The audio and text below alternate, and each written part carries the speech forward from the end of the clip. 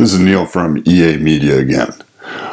Today, I want to talk to you about an option for some smaller or mid-sized companies that you maybe haven't thought about, and that's the Virtual CISO and what some of those benefits are. Now, before I start this video, I just want to remind you to please subscribe to our YouTube channel. That way we can grow the EA Media community. Okay, let's talk about virtual CISOs. I have a client that I'm working with right now that came to the realization that they needed to improve their cybersecurity posture simply because of the amount of funds that they were dealing with. The problem is that they're a smaller company, only around 500 people, and based on their employee base, they just can't justify a large security department. I was asked to come in and provide them with guidance moving forward.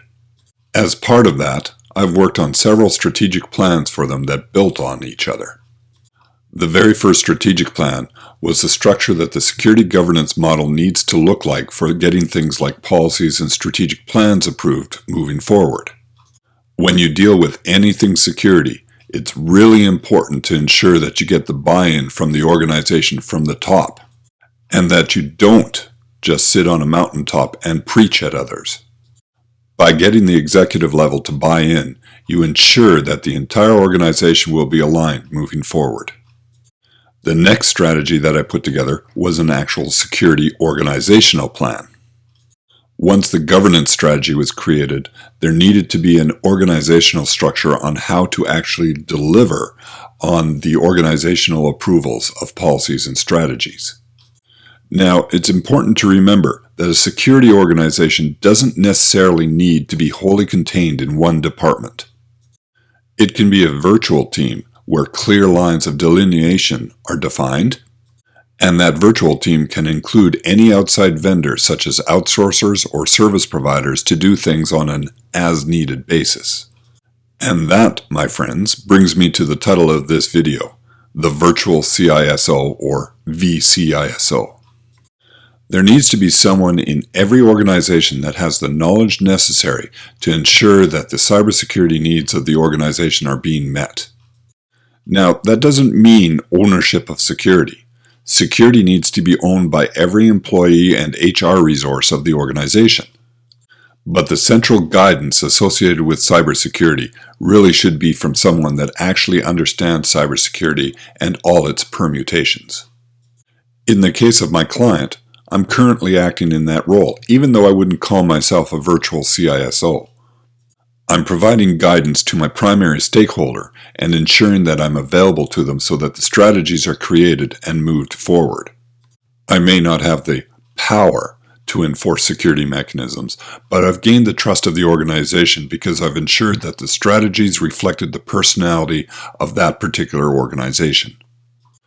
I've worked through a feedback process, and it ensured that I gathered input from the various stakeholders, both technology-based and business-based, and then fed back strategies that reflected the input they provided.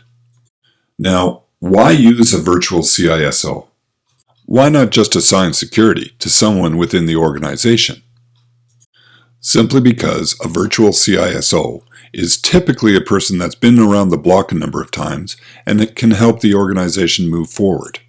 There can be an internal owner for the security action plans, but that person may not necessarily be the best person to come up with those plans themselves. One thing I've noticed over the years, and I'm sure you've noticed this as well, is that security is seldom placed up at the executive level. It should be, and the industry is moving in that direction, but it's not there yet. As a result, the security person is typically someone that's reporting upwards to some executive and is typically located in the IT organization. This is especially true in the small and mid-sized companies. And that's where the beauty of a virtual CISO comes in. You don't need a virtual CISO full-time. You can have that person available for a fixed number of hours a month or on retainer. You try to keep the virtual CISO around for a longer period of time so that they become really knowledgeable about the ins and outs of your organization and how security can best be implemented for you. That virtual CISO has a skill set that typically is too expensive to have at a lower level security person. The virtual CISO would know how to talk to the executive level in business terms, but also at the lower technical level with anyone in the IT department. They can move into the PMO office and understand those steps, but also understand the HR activities associated with having an organization or having to deal with a union. In short, that virtual CISO is a skill set that could, in a larger enterprise, sit at the board, but ensure that your organization can meet any business requirements needed to deal with risk. If you're part of a smaller organization, sometimes it's better to look for a virtual teammate rather than hire someone on. It can be cheaper in the short term because the costs are in a different budget bucket. For example, you may be talking about a contract situation rather than an employee situation. And in the long term, because the virtual CISO can think strategically and they can keep your organization from falling into pitfalls that can be commonly found. If you know you need to improve your security situation but can't justify that CISO for your organization because of your size and budget constraints, think in terms of a virtual CISO. It just might save you in the long run. Anyway, that's it for this video. If you like this video, take a look at some of the other ones we have on our YouTube channel, or you can go to our website at ea.media. Don't forget to subscribe to our channel. In the meantime, my name is Neil Rarup with EA Media, and I hope this helps.